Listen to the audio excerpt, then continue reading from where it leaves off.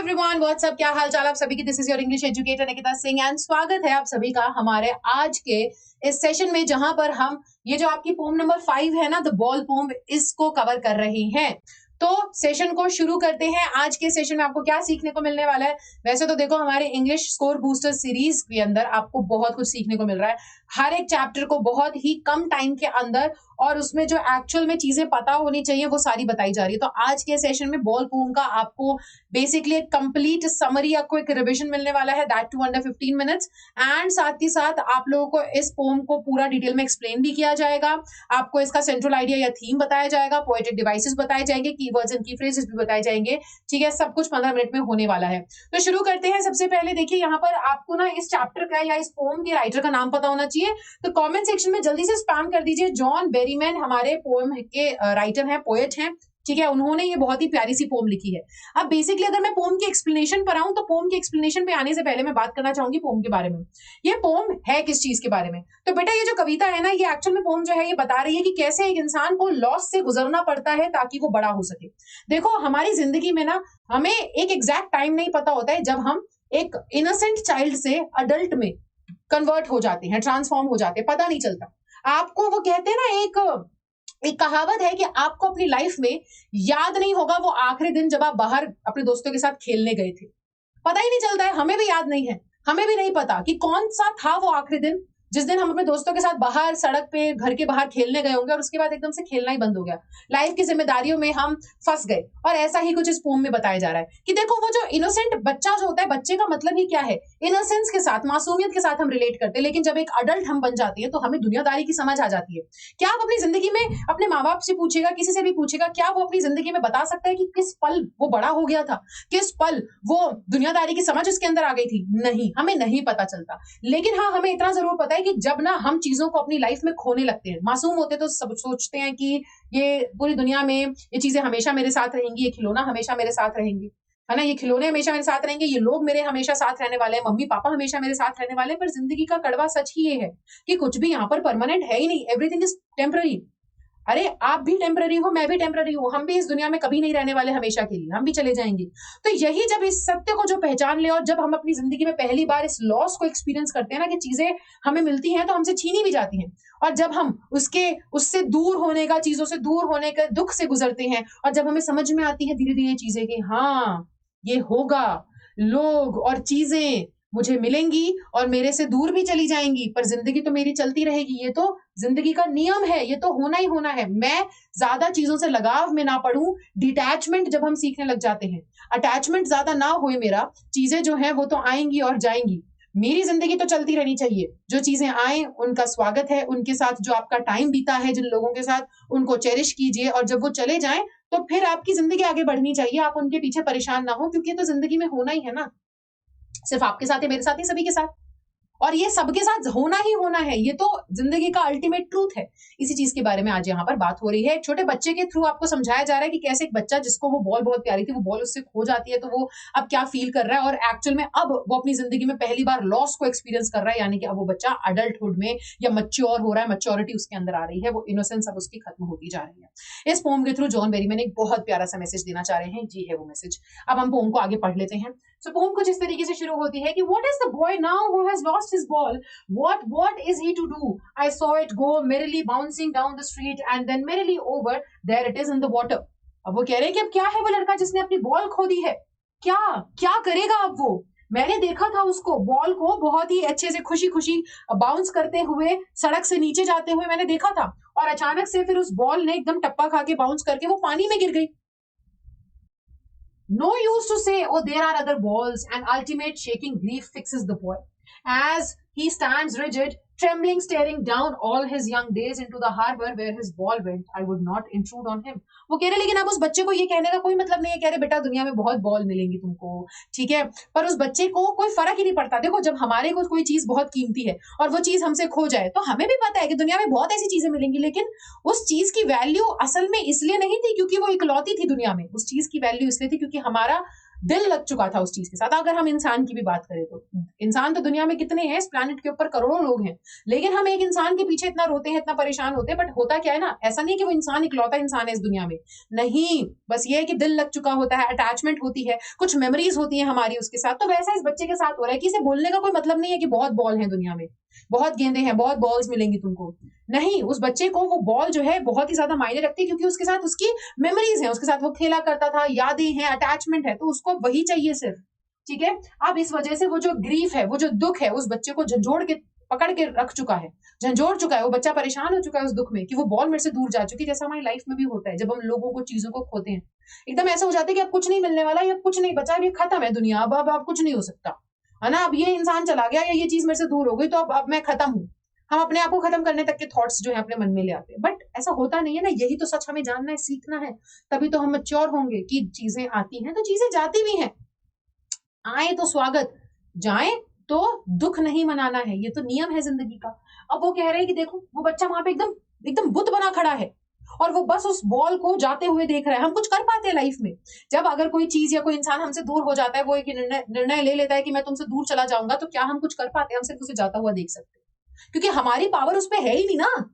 जो जाने वाला है वो तो जाएगा, जिस चीज को खोना है वो तो खो जाएगी, हम उसे रोक नहीं सकते। जो होना है हम उसको कंट्रोल नहीं कर सकते, हम सिर्फ देख सकते हैं उसे जाते हुए। और वही बच्चा कर रहा है, बॉल जानी थी, गिर गई, पानी में चली गई, कुछ नहीं कर सकता, वो रोक नहीं सकता उस चीज को, वो जा रही तेजी से, तो अब वो सिर्फ खड़े देख सकता है और दुख मना सकता है। वैसा ही उसके साथ हो रहा है, वो अपने पुराने दिनों को बस देख रहा है, कैसे पानी में वो चली गई है ना बॉल, तो वो देख रहा है कि उसके पुराने जो दिन है, यादें उसको याद आ रही है। जब कोई इंसान हमें छोड़ के जाता है तो लगता है ना लाइफ में कि हम याद करने लग जाते हैं कितना अच्छा टाइम हम स्पेंड करते थे यार उसके साथ, how we used to laugh together, या कोई चीज अगर हो तो है ना, उस चीज का मैं कितना ध्यान रखता था, कितनी मुश्किलों से मैंने वो चीज पाई थी, अब वो मेरे से दूर हो गई, तो हमारी पुरानी मेमोरीज चलने लग जाती है। वैसे ही कुछ उस बच्चे के साथ वो देख रहा है अपने पुराने दिनों को कि अरे बॉल जा रही है, उसके साथ मेरी वो यादें भी जा रही है।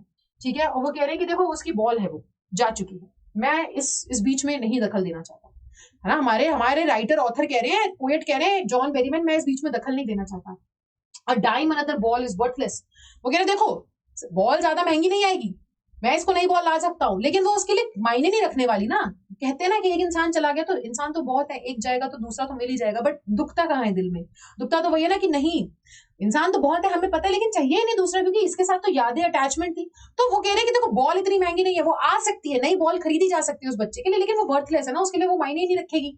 ठीक है, now he senses first responsibility, क्योंकि अब वो बच्चा अपनी जिंदगी का सबसे पहली रिस्पॉन्सिबिलिटी, मैच्योरिटी अब उसके अंदर आएगी। इनोसेंस जब तक मरती नहीं है, यही जिंदगी का बहुत हार्श ट्रूथ है, जब तक मासूमियत नहीं मरेगी ना, तब तक तुम बड़े नहीं होगे। जब तक वो मैच्योरिटी लाने के लिए आपको अपने अंदर की वो मासूमियत का गला हमें घुटना ही पड़ता है। मासूम होते हैं हम जब सोचते हैं कि ये दुनिया जो है, वो दुनिया हमारे साथ बहुत अच्छे से रहने वाली है, दुनिया बहुत काइंड होने वाली है हमारे लिए, अगर हम अच्छा करेंगे तो अच्छा होगा, है ना। हम बहुत मासूम होते हैं, सब चीजें सोचते हैं कि ये लोग जो मेरे साथ है वो हमेशा मेरे साथ रहने वाले हैं। फॉर एग्जाम्पल, आप 10th में सोचते हो कि ये दोस्त या ये जो इंसान मेरे साथ है, मेरा पार्टनर, ये हमेशा मेरे साथ रहने वाला है, कभी कहीं जाएगा नहीं।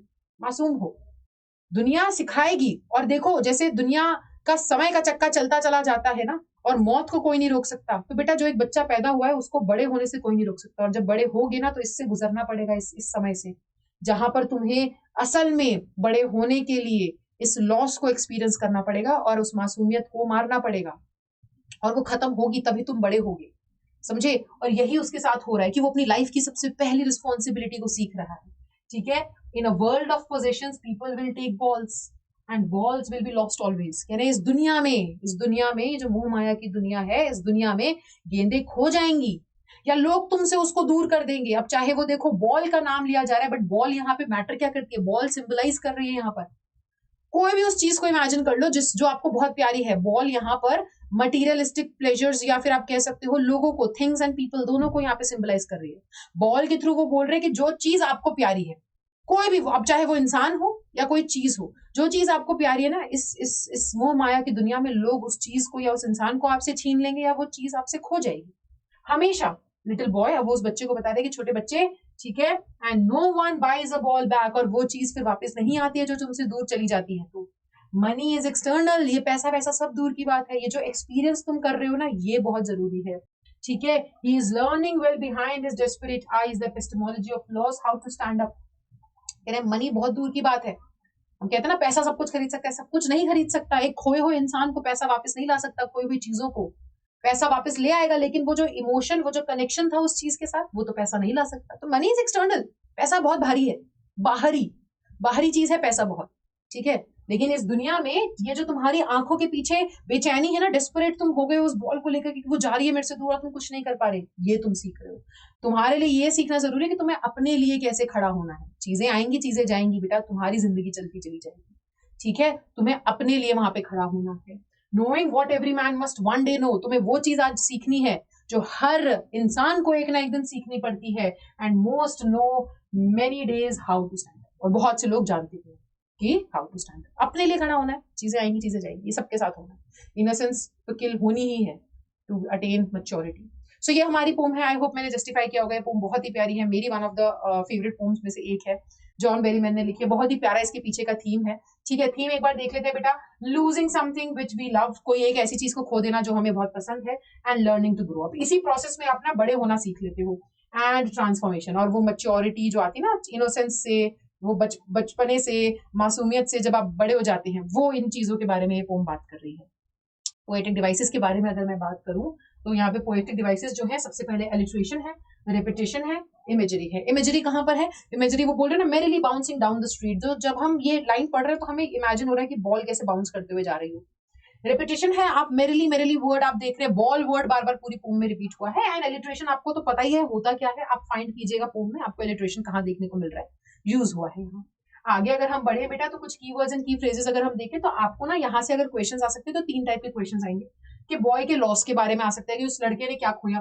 तो बॉल पोम जो है, इसके अंदर जॉन बेरीमैन बता रहे हैं कि कैसे एक बच्चा डिसअपॉइंटेड है जब उसकी बॉल जो उसे बहुत ही प्यारी थी, उसकी फेवरेट थी, वो उससे खो जाती है। तो ठीक है, अब इस सीन में हमें एक्चुअल में सीखने को क्या मिल रहा है? इस सीन में हमें ये सीखने को मिल रहा है कि जब उस बच्चे ने वो बॉल खो दी थी ना, तब उसे समझ में आ रहा है कि वो बॉल जो है, यानी कि हमारी लाइफ में जो पोजेशंस जिनको हम अपने से नजदीकी समझते हैं, करीबी समझते हैं, बहुत उन पे हक रखते हैं, जो चीजें हमें पसंद है, वो जब हमसे दूर हो जाए तो हम ग्रीफ एक्सपीरियंस करते हैं। और ये ग्रीफ सबको एक्सपीरियंस करना ही होता है। जिस चीज पे ज्यादा प्यार जताओगे, ज्यादा हक जताओगे, वो हमेशा तुमसे ज्यादा जल्दी तेजी से दूर जाएगी, क्योंकि ये सिखाना है, नियति का नियम है। तो why the ball matters, the pome makes us wonder. अब ये बॉल क्यों मैटर करती है, यहाँ पे क्वेश्चन आ सकता है। तो ये पोम हमें एक्चुअल में ये दिखाना चाहती है कि बच्चा जो है बॉल के पीछे इसलिए अपसेट है क्योंकि वो ज्यादा एक्सपेंसिव बॉल नहीं थी। ऐसा नहीं है बहुत एक्सपेंसिव थी या उसके बदले कोई और बॉल नहीं आ सकती, बस उसके इमोशंस अटैच थे उसके साथ, ठीक है। वो बॉल का मतलब था उसके लिए कि उसके जो पुराने बचपन के दिन हैं, जब वो केयर फ्री रहा करता था, वो पुरानी उसकी यादें, वो यादें उसको बॉल को एक्सपेंसिव बना रही है, ठीक है। बॉय का रिएक्शन क्या था? अब यहाँ पे आप यहाँ से यूज कर सकते हैं कि वो डीप शेकिंग ग्रीफ, ठीक है, सैडनेस उसके ऊपर आ गई थी, तो यहाँ से आप कुछ पॉइंटर्स यूज कर सकते हैं। सो ये थी हमारी आज की poem, the ball poem written by John Berryman. I hope आपको अच्छे से समझ में आ गई होगी बच्चों। सो पूरी हमारी जो ये इंग्लिश स्कोर बूस्टर की सीरीज चल रही है, इसकी पूरी प्लेलिस्ट बनी हुई है, जाकर के जरूर देख लीजिएगा। एंड प्लीज मुझे कमेंट सेक्शन में बताइएगा आपको वीडियो कैसी लगी। आई होप मैंने जस्टिफाई किया होगा। So thank you so much guys, मिलते हैं अगली क्लास में, तब तक के लिए bye bye, take care and thank you so much.